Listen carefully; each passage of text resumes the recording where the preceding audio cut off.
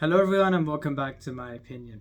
And the Rajasthan Royals have completed a double over the Chennai Super Kings, beating them in this game by 32 runs. Regarding the 11s of both teams, starting off with the home side, one change for the Rajasthan Royals in this game.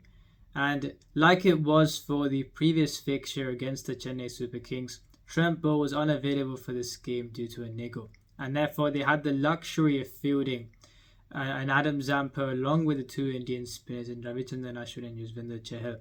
And we saw how that played a part in the previous fixture between these two teams. And once again, on a slow surface, you thought that would play a part as well.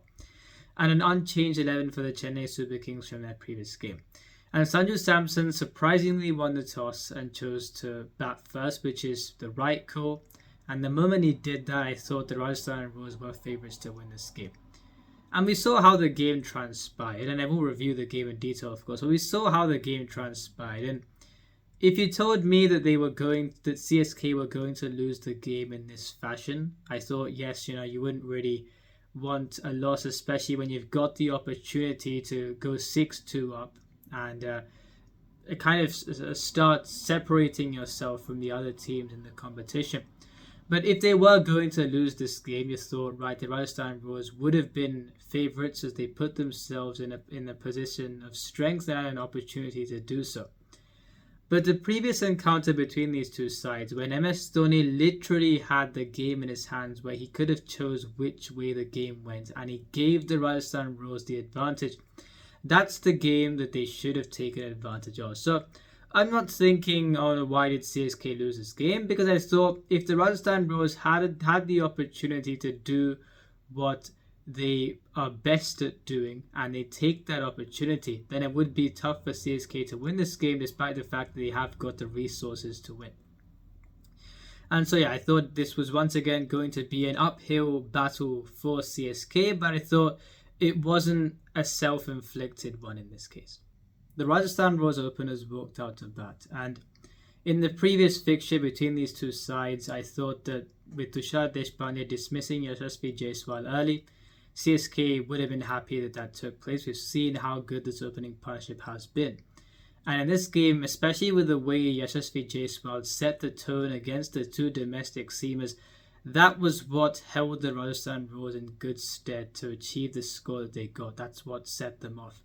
And I thought I spoke about the fact that in the previous game that CSK played against the Sunrisers Hyderabad, where Akash Singh and Tushar Deshpande bowled the first 4 overs of that game to Harry Brook and Abhishek Sharma. And I thought that was a slight risk, as if Harry Brook got off to a start, then that would have added on to the overall score. And at least a 160 odd defending that in Chennai. Despite the fact that I thought that with the SRH spinners they wouldn't be able to challenge CSK as much, they would have still had something to play with.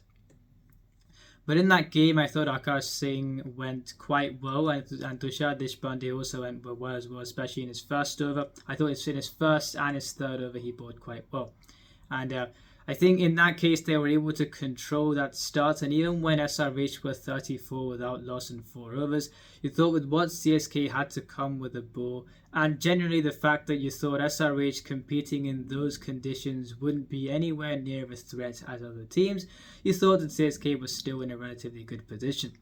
And in this case, I thought bowling the Indian seamers up front was a bit of a risk, especially considering if you were going to bowl Akash Singh up front, then I thought Deekshana should have bowled the second over.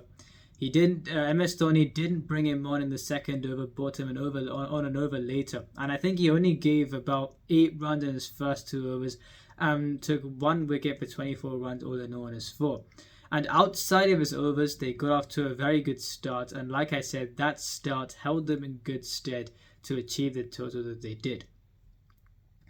And I think Josh Butler was the first wicket to fall off the bowling of Ravindra Jadeja in the 9th over. 1 for 32 in his 4 overs today from Jadeja. And I think in his first over he went for 11, so 1 for 21 in his last 3. There once again, the conditions were there for him to do well, despite the fact that they did concede 200 in the first innings, which was quite a bit above par. And we've seen the best of him as a bowler this season more than a batsman, and we'll get to that in a bit. But in my view, overall, he has been CSK's best bowler. Sanju Samson walked out of bat at number 3. Now, we saw in the first encounter between these two sides where when Yashasvi Jaiswal's wicket was lost early, Devdutt Padikkal walked out of bat and scored a brisk 38. I thought that was feasible on that surface, a similar one to today's game, and especially in that situation. And had that situation materialized in this game, I would still thought it would have been a good move. And we saw in that game that Devdutt Padikkal and Josh Butler set up a good foundation for Sanju Samson to walk out at 4. And in this game, because the openers did so well at the start, Sanju Samson walked out at 3. And because of how good of a player that Devdutt Padikkal is of spin, I thought it would have been a feasible move like we saw in the previous game. And because of the fact that Sanju Samson prefers to bat on services where the ball does come onto the bat quite nicely, I thought that in either fixture he wouldn't do too much, and I expected him to be dismissed by the same bowler that he was dismissed by in the first encounter, and in this case he was dismissed after bowling of Tushar Deshpande for a run at ball 17. And even though the Rajasthan Royals lost 3 wickets for I think 20 odd runs, because of the start they got from the openers on this type of a service especially, I thought they got to a stage where even if they didn't get too many of the death overs, they'd still get to at least 170. And I thought they would have got to a total where, as a batting side on this surface, you'd think 170 would be the worst case scenario in terms of what you would want to chase. You wouldn't want to chase anything more than that. I thought from Chennai's point of view in the first encounter, they gave 20 runs too many, and we saw them struggle to chase that score down. They couldn't do so in the end. And in this game, they gave at least 30 runs too many. And since it was a similar service, I thought even a 170 chase would have been very difficult. And we saw 2 cameos from Dhruv Jurel and Devdutt Padikkal. On Dhruv Jurel, looking at his stats in T20s before this tournament started, he averages 40, I think, in first-class cricket. But in T20s, he hadn't played too many games and hadn't done too much. What a find he's been walking out in the lower middle order and playing these cameos consistently. And on Devdutt Padikkal, I know we're at 27 or 13, got a few boundaries away, a couple of edges in that as well. But I didn't understand why they sent him out ahead of Jason Holder. I thought Jason Holder was used terribly by the Lucknow Super Giants and the Durban Super Giants in the SA20. But the Rajasthan Royals are taking this to a whole new level and batting him at 9 consistently. And you are underutilizing him as a player. If you're playing him more as a pure bowler, if you're batting him that low down the order, I would say the value that he provides is diminished. And we saw today after the first 3 overs, he bowled quite well to death in his last over. But if you're going to use him like that, the value that he provides is diminished. He bats a 4 for the Barbados Tridents and can bat in the top 6. So I don't understand what they're doing in that regard. And yes, Padikkal got 27 or 13, but they did get lucky. Regarding the bowling figures for the CSK bowlers, Mahesh Theekshana being the pick of the bowlers for CSK in this innings, 1 for 24 in his 4. And the thing I enjoyed most about his quota is that he bowled 3 overs relatively early on, and when the other bowlers around him were going for runs, the Indian seamers just saw up front, and then Ravindra Jadeja and the 1 over that he bowled is his first over. So 3 economical overs earlier on and 1 for 24 overall, dismissing Shimon Hetmeyer as well. I thought it was a brilliant return from him.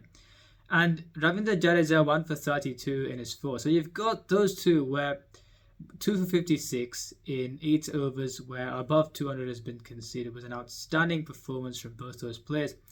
And on the role that Tushar Deshpande, on observation at least, is being rumoured to fill, and that is the role of Shardul Thakur, where yes, Tushar Deshpande has been getting some wickets this season. I wouldn't go by that too much simply because despite the fact that Shardul Thakur has demonstrated a level of batting ability, quite some level of batting ability, I'd say with how he's been going with the ball in white ball cricket of late, it has been an inconvenience despite the fact that he has batted so well. And when you've got someone in Tushar Deshpande who hasn't demonstrated that batting ability and he still goes for runs, then it's a case where once the wickets dry up, you've not got the economy rate to fall back on and things could go haywire. So I wouldn't really say that's the kind of role that you'd think he would be fitting. I just think that he's been taking wickets, but he has gone for a lot of runs, and I think he will be backed along with Akash Singh. So that's on him. And overall, and last but not least, Matisha Patirana, none for 48 in his 4, but I thought he was quite unlucky today, especially when he's bowling to Devdutt Padikkar. I'm still surprised as to how he's able to generate such pace with his action, clocking 150 kph a lot of the time. And I'm even more surprised as to how he's really grown from the bowler that we've seen in the previous year, and also when he was bowling in the T10. I even after the performance against the Royal Challengers Bangalore, I still thought he wasn't quite ready for this level. And I must say, with the performances that he's been giving this season, maybe if he continues this, I probably would take this back. I'm extremely surprised as to how he has gone this season compared to what I've seen of him in other competitions and in the previous season of the IPL. So really well done to him. And none for 48 in his 4, but was quite unlucky today. The CSK openers walked out to bat, and we saw, especially for the first 4 overs, it was quite difficult for them to kind of get things going in the chase. And in terms of the opening bowlers, the impact sub in Kuldeep Yadav, a left-arm medium pacer. The first time I've seen him bowl, I've heard of him before, and I think none for 14 in his first 2 overs when you're defending a 200-odd score is a very good return. And the expectedly economical Sandeep Sharma, who we've seen, no matter which top-order batsman you think as to his record against them would be, he's had very good records against most of the prominent top-order batsmen in this competition. And against Rudraj Gaikwad, I think 4 innings before this game, or this may have been the 4th innings, 26 runs Rudraj Gaikwad scored at a strike rate of 76.5, and I think 1 dismissal. So already a very good record there for Sandeep Sharma, yet another one against a top-order batsman. And that's why I thought that it would be quite difficult for CSK, especially on this surface, to get a good score when you're chasing at least 30 runs above par. And even if they were chasing 170, that would have been quite a tough chase. And until the 5th over or so, things didn't really get going for CSK. And you saw Devon Conway be dismissed in the last ball of the power play off the bowling of Adam Zampa. Now, this may be a controversial opinion, but I think even before, when on a similar surface the last time these two sides played, Devon Conway scored a 50 off 38 before he was dismissed. Now, in that game, I thought they were chasing 20 runs too many, and I think had other players, if maybe someone had filled the void that Rahane had left after he was dismissed in that innings for 31 off 19, then Devon Conway would have been allowed to play the way that he did play. In this case, when you're chasing 200 odd on a similar type of surface, where despite the fact that he is a very good player of spin, he's not the kind of player that on this type of a surface against this kind of attack where you've got the 3 world-class spinners that the Rajasthan Royals have got and the economical new ball bowlers up front, he's not the kind of player that's going to give you a brisk start in this situation. So this may be a controversial opinion, but I thought he should not have played this game. And I'll get onto the details of why in a bit when I talk about the CSK middle order. But I think from a bowling point of view, even in the previous encounter, Mitchell Santner would have kept the runs down. And I think with the batting out that CSK have got, you've got players who bat at 6 or 7 or even 8 at times, where they could bat at least 1 position higher and they'd be more of use to the team. And you've got a Mitchell Santner that could bat number 8 and do a very good job. So you've got someone that could fill both those roles. You don't need Devon Conway to open on this kind of a surface, even though he's got 450s in a row in his last, like I said, his last 4 innings, because this was the same situation that they encountered in that game in Chennai. I thought he didn't need to play this game. And CSK generally did struggle for impetus throughout the innings. They never really were in the chase. Rudraj Gaikwad, yes, 47 or 29. A couple of edges in that, but I thought some good shots in it as well. But even with the way that he was going, he struck at 162, and yet you still didn't feel like CSK had any impetus really at all. I mean, I was actually surprised to find that he was striking at such a high strike rate because of the events that took place, especially in the first part of the innings. Even someone like an Ajinkya Rahane, who's gone at such a brisk rate, struck at almost 205 innings thus far, couldn't do too much in this game, 15 off 13. And To be fair, he did look a bit precarious against Ravichandran Ashwin, a bowler that he hasn't had a great record against in his IPL career thus far, and was once again dismissed by him today like he was in the previous game. And unlike in the previous game, he could not get the better of him even with a single shot in this game. And it's as far as the fall of wickets are concerned, I think Ruturaj Gaikwad, his wicket fell in the second ball of the ninth over when the score was on 69, and in the next over, Ajinkya Rahane's wicket fell at the 3 for 73. So you've got two players, one with the way he was going, and another one with the form he's been in that could have accelerated, and probably that it was a need at that point in time, and they unfortunately were dismissed then. And I think this is where, if you're looking at the way the batting lineup is structured, yes, Shivam Dube at 4 at times has done quite well this season, but you've got a case where I think we've seen a better version of him in the last few games where, like I said, when he connects, you'll get the boundaries. And in my view, especially at the start of the tournament, when he didn't connect, you got a lot of dot balls. And we saw in the first encounter between these two sides that he scored, I think, a runner ball 8 or so. And I thought him batting at number 4 in that game was a wrong call, because you've got Ambati Raidu in that game batting at 6, Moeen Ali batting at 5, and because of how the innings slowed down after Ajinkya Rahane was dismissed, you've got a case where Ambati Raidu and Moeen Ali have got to go from ball 1 and they were both dismissed. In this case, they didn't get the impetus at all, really, apart from Ruturaj Gaikwad, and because of how the others went, his innings was kind of nullified. And you saw once again Ambati Raidu not being used effectively. Such a good player of both pace and spin, and would have been a vital component to help CSK even get close to this score. Him batting at number 5 when you're desperately trying to cling on to hope at that point in time, you're not using him in the way that he should be used.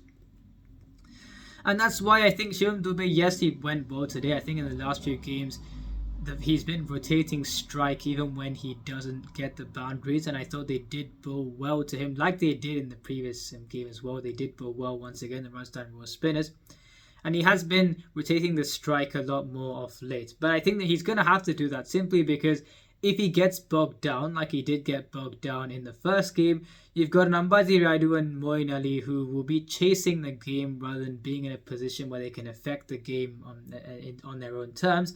And you've got Ravindra Jadeja and MS Dhoni, where Jadeja doesn't go straight away against spin. He takes 2 overs or so roughly to get going against spin, and he goes against the paces straight away. And MS Dhoni, you've seen that against spin also, especially against wrist spin, he doesn't really do that well of late. So even though I know I've skipped a bit through this innings here, but even though there was still an astronomical equation required when Shivam Dube and Moeen Ali were batting, but you still thought they had Jadeja and Dhoni to come. With the records that they have, Jadeja early on against spin and Dhoni against wrist spin, you thought they wouldn't really be factors in this chase, and that's why the moment Moeen Ali was dismissed, even that flicker of hope was gone. So that was on the CSK innings, this innings. You may think I haven't talked about it too much, but the fact is that I think they didn't need to play Devon Conway this innings. They did, even though he's been in great form in his last 4 games. And he wasn't the reason why they lost this game. I thought conceding that many runs in this innings was, at least 30, even more than that, probably over par when you've got this kind of a bowling attack to deal with.